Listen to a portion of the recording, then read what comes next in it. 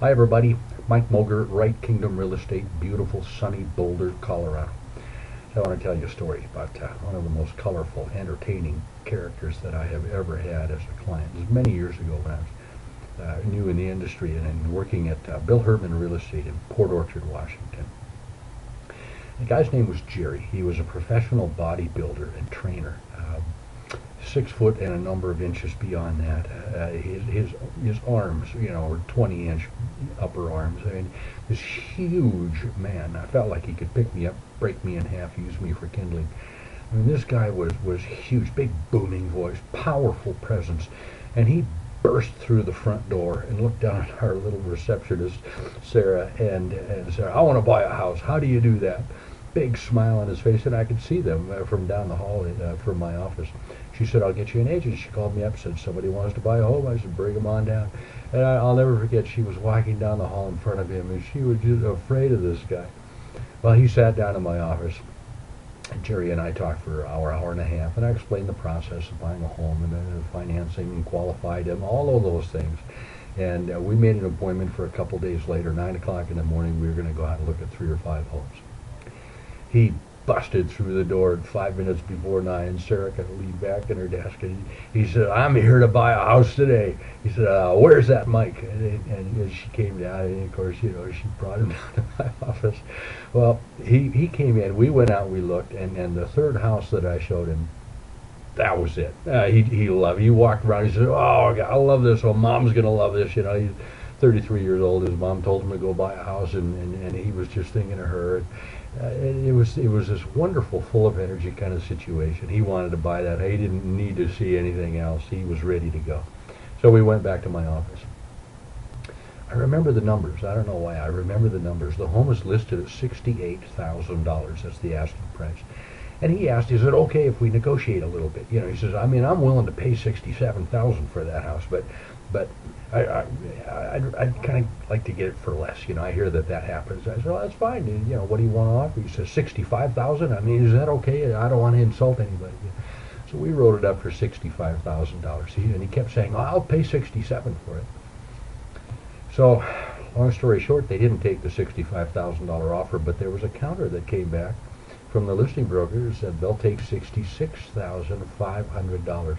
Wow, I was elated. Jerry gets his house, and so I called him up. The next day, and I said, "Jerry, I've got great news for you. They will not take the $65,000, but they will take $66,500.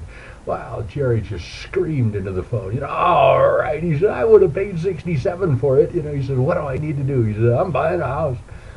So I told him he needed to come down to my office and just write his name, just his initials next to the change on the selling price. That was all he had to do, and then we'd move smoothly toward closing. He said, "I get off at 5 o'clock. You're going to be there at 5, just after 5 o'clock. I won't be late." So 5 minutes after 5, boom, door opens. Jerry's, "I'm buying a house today. Where's that Mike?" So he came down to my office. He sat in my office. He was so excited. He said, "What do I need to do?" I gave him a pen. I said, "All you need to do is just write your name, right next to, just initials. Initials are fine. Don't even need a full signature. Just initials, Jerry. That's it, next to this change." And he was so excited. About a half hour later, he still hadn't signed that document, and he kept saying, he said, "I'm sorry to take your time." He said, I'm so loving this. I'm buying a house. Mom's going to love this." And another half hour goes by. We called his mom. She said, "Jerry, just sign the thing. Do what Mike says. You got to do this. I mean, this is the big commitment we talked about." Well, he couldn't do it. He called a couple buddies.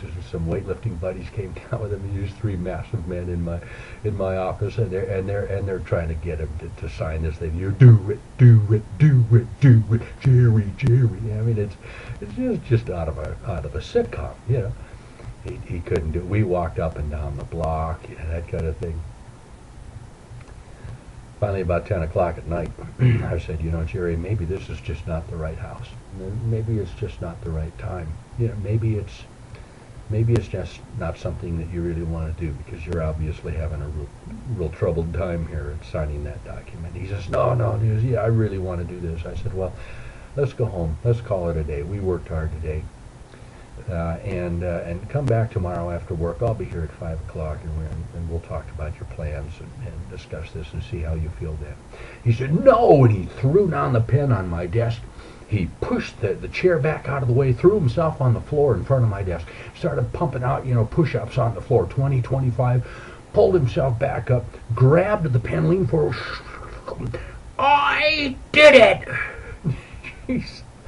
I thought, whoa, get out of this man's way. He is buying a house. He came around the desk, gave me a big old bear hug. My feet were probably 6, 8 inches off the ground. I didn't know if I was going to die or just go straight to heaven and pass right over the formalities. I mean, it was this wonderful, wonderful moment of unbridled joy. And I'll never forget it. He was the happiest man in all the world.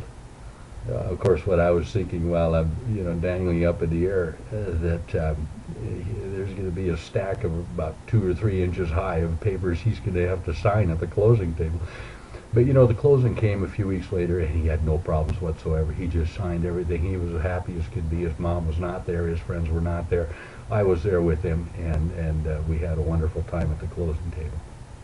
We brought his mom over a couple days later, after he signed his initials that evening, and showed her the home, and he was so proud, and he was so happy, and she was so happy for him.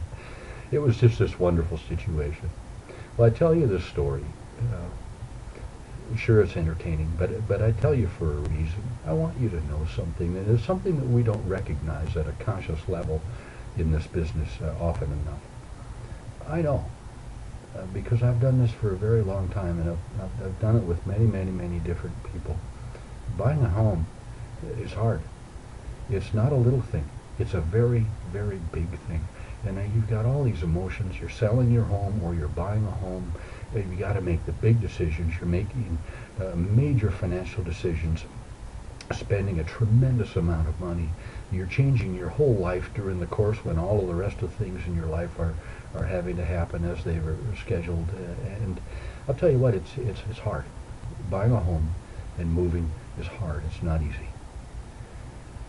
So the next time you decide to make that big move and you want to sell your home, buy another home, I hope you'll give me a call, because it's important to have on your side of the transaction that experienced, quiet, thoughtful person who will give you all the options, give you all the time that you need during that time when you're going through a whole lot. It's something that I don't treat as nothing at all, and it's something that a lot of people don't think about. So I'm here for you. If you're thinking about a move, if you're even thinking about a move this next year, it's time that you give me a call. We sit down and talk, and you enjoy your day. Bye now.